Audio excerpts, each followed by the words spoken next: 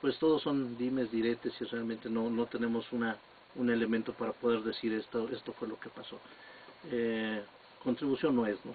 Podemos comentar. Y luego, otro, yo creo que esta sí va a generar debate en esta mesa porque la pensión alimenticia, ¿por qué no es deducible de impuestos? Ya sé quién le escribió eso, fíjate. ¿Sí? Ha sido el contador Paredes. La pensión alimenticia, ¿por qué no es deducible de impuestos? Bueno, lo que la ley establece como deducciones, hablamos de aquellos gastos que son necesarios para la obtención del ingreso.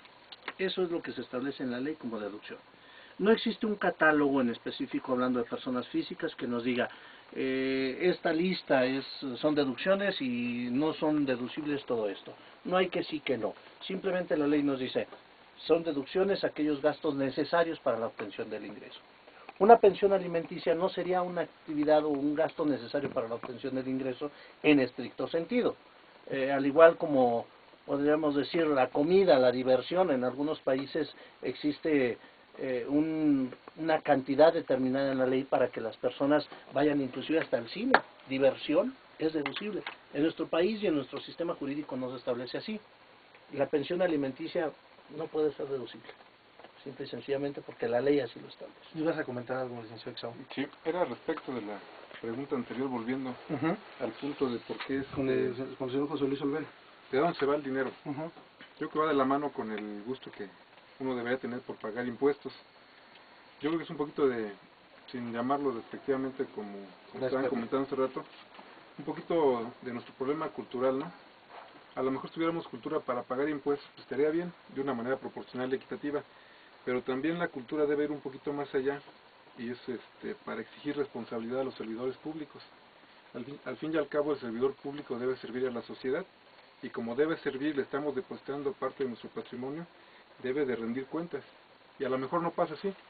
Yo me he fijado que los políticos cuando entran y cuando salen, algunas veces, y a lo mejor no se puede ni se vale decir nombres, se tapan, como que piensan, y a lo mejor es un acto subjetivo mío que estoy pensando, de que si uno exige responsabilidad al político que salió, le va a pasar lo mismo en 3 o 6 años. Y es lo que debemos de acabar. Yo pienso que si los ciudadanos podemos exigir un poquito más de responsabilidad, y a los que le toca exigir responsabilidad en el servicio público lo hacen, a lo mejor se quedaría con ese tipo de comentarios: ¿dónde se van los impuestos o para qué sirven? Primero tener cultura para pagar, para poder exigir. Y una vez que tengamos un poquito de cultura para pagar poder exigir responsabilidad, tanto como ciudadanos con los medios de presión social que se puedan, como legalmente los funcionarios públicos que suceden a los que estaban antes, entonces también pueden exigirle la responsabilidad que manda la ley. Por eso me llamó la pregunta a esto, y yo creo que a todos nos gustaría saber para dónde van los impuestos. Pero no solo exigir para ver para dónde van los impuestos, sino para pagarlos. Creo que va de la mano las dos. Cultura para pagar y cultura para exigir responsabilidad.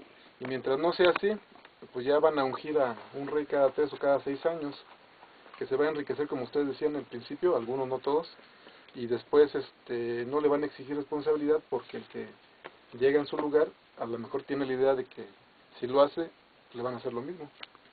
¿Sí? Es un vicio que se sigue ahí acarreando. Ahora, ¿por qué acudir al litigio fiscal? Es costoso. ¿Y por qué llegamos a un litigio fiscal? ¿Quién puede contestar? Ya me tocó. Lógicamente el hablar de un litigio, el enfrentarse al sistema, al SAT, al gobierno, en pocas palabras, en un litigio, muchas veces las personas, o como se venía pensando tradicionalmente, no le ganas al gobierno, no le ganas a Hacienda o al seguro.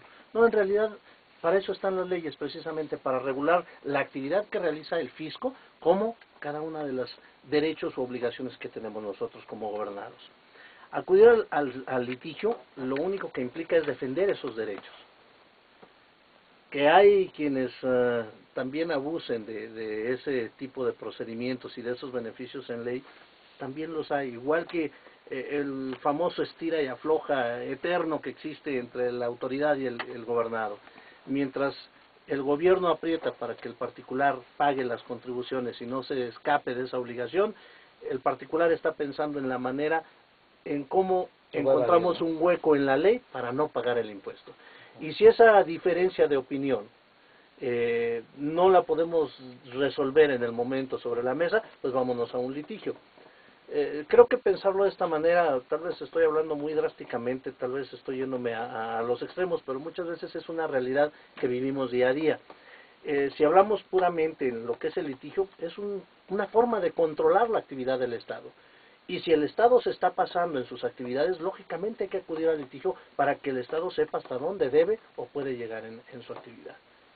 El particular tampoco debería de excederse en el uso de esos medios de defensa. Sin embargo, vuelvo al punto, unos estiramos para un lado, otros para el otro, y no sé hasta dónde vaya a dar el hilo, pero algún día se tiene que reventar, ¿no? Y ahí está el problema. Cabría mencionar que este tipo de litigios, si los van a hacer, si se va a tomar la decisión, que lo hagan con personas profesionales, porque si no, eso a la larga se les revierte. Y tiene que ser un especialista. Por ejemplo, el licenciado Ovidio pues, es un especialista reconocido, el licenciado también Conrado también es reconocido y se sabe de su sapiencia, ¿no? Pero si lo hacen pero si lo hacen con una persona que no tiene la capacidad, pues a lo mejor Ahora, como ahí, dicen vulgarmente, te dora la píldora y ahí te lleva al baile. y te sale contraproducente. Pero ahí, ¿por qué llegaríamos a un litigio fiscal? O sea, ya me queda claro, ¿no? Yo no estoy de acuerdo en ese pago de impuestos o se hizo excesivo el pago de impuestos. Pero ¿por qué llegamos a un litigio fiscal? O ¿cuál es la necesidad de llegar a ese litigio fiscal? ¿Por qué llegamos al litigio fiscal? Y depende de muchos factores, yo creo. A veces porque no se tiene para pagar, a veces porque no se quiere pagar, a veces porque se considera injusto el pago. Yo insisto en que esto de llegar al litigio fiscal, como decía aquí el licenciado Ovidio, que se jala por un lado, se jala para un otro, o para otro lado y se va a llegar a reventar la línea. Yo creo que lo mejor sería que nos pusiéramos de acuerdo, ¿no? En una cultura fiscal sana, una reforma fiscal integral, en donde realmente se pudiera contribuir proporcional y equitativamente para el gasto público, porque al fin y al cabo es para el gasto público, y que dentro de la actividad financiera del Estado ese gasto público se ejerciera responsablemente. Yo creo que eso sería lo mejor. Qué malo por nosotros que somos abogados, ¿no? Y nos dedicamos al litigio, pero bueno, mientras no sea así, pues hay que litigar. Yo pienso que lo que se debe hacer es que se pugne porque la legalidad se respete. Ok. Ahora, hablando de litigio, ¿esto se puede utilizar como una artimaña más para cualquiera de las partes? Yo creo que sí, hay momentos en que se llega a utilizar como una forma de evadir alguna obligación, sobre todo cuando hay personas que no necesariamente tengan fijo el objetivo y sepan a dónde van en un procedimiento. Los procedimientos siempre tienen un fin, que va a ser el buscar la anulación de los actos de la autoridad, si no están apegados a derecho. Puede ser que haya quien trate de utilizar esos medios de defensa para no nada más ajustar a derecho los actos de la autoridad, sino para hacerse valer algunas otras situaciones jurídicas y aplicárselas a sí mismo, o alargar el plazo de pago, o inclusive llegar hasta la prescripción de lo que en realidad debe la persona. Sí se puede llegar a utilizar como artimaña. Ahora, sobre el tema de la cultura del contribuyente, algo que sí me gustaría aclarar, y una pregunta, ¿se tiene la cultura en el gobierno para solicitar los impuestos? ¿Tenemos la cultura, o qué nos falta? ¿Más incentivar más al ciudadano, incentivar más a la empresa, o como gobierno estamos actuando mal? ¿Qué estará pasando ahí? Insisto, yo pienso que es un problema cultural, no solo del gobierno, porque al fin y al cabo las personas que están en el gobierno también son ciudadanos y gobernados. Es un problema cultural que queremos a veces sacar ventaja de nuestra posición. Ahorita de la pregunta de las artimañas me quedé pensando que no solo los contribuyentes cuando van a ver a alguien para hacer un litigio fiscal a veces lo utilizan como artimañas. También a veces las autoridades lo utilizan como artimañas. Yo creo que aquí tienen muy claro que ese dicho popular de que el que pega primero pega dos veces, ¿no? Aquí también, si ya garantizaron el crédito fiscal, pues ya se fregó el contribuyente. Y si el contribuyente no deja que garanticen el crédito fiscal o lo hace como el contribuyente quiere, pues a lo mejor ya le lleva cierta ventaja a la autoridad. Y las mañas no solo son del contribuyente o de los abogados en materia fiscal, sino también de la autoridad. Hay veces que llegan, embargan empresas las autoridades fiscales y dejan sin operar una fuente de trabajo.